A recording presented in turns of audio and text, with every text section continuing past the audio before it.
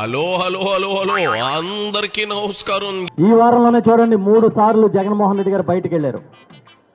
గుంటూరు మిర్చియార్డుకి మాజీ ఎమ్మెల్యే గారు వంశీ గారిని అరెస్ట్ చేస్తే జైలు దగ్గర పరామర్శకి, మొన్న పాలకొండ పరామర్శకి వస్తే ఆ జనాన్ని చూసి మరొక్కసారి చంద్రబాబు నాయుడు గారి వెన్నులో వణుకు పుట్టిందన్నలో సందేహమే లేదని చెప్తాను.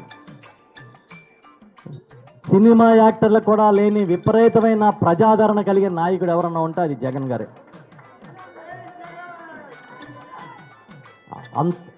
క్యారెక్టర్ పరంగా కార్యకర్త కోసం, ఇచ్చిన వాళ్ళ కోసం నిలబడతానని చెప్పే నాయకుడు కూడా ఈ రాష్ట్రంలో ఎవరూ లేరు. మీరే చూశారు, నిన్ననే మన విశాఖపట్నం వేదికగా నిరుద్యోగులు ఏ విధంగా గళమెత్తారో.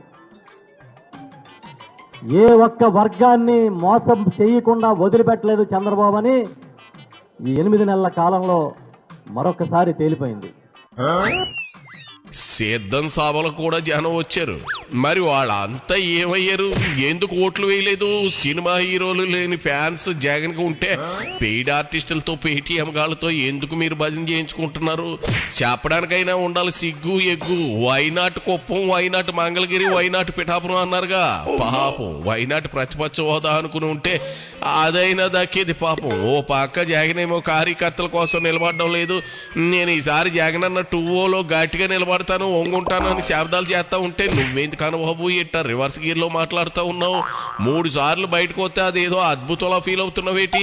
3 సార్లు లండన్ కూడా వెళ్ళొచ్చాడు, 3 సార్లు జైల్లో పరామర్శలకు కూడా వెళ్ళొచ్చాడు.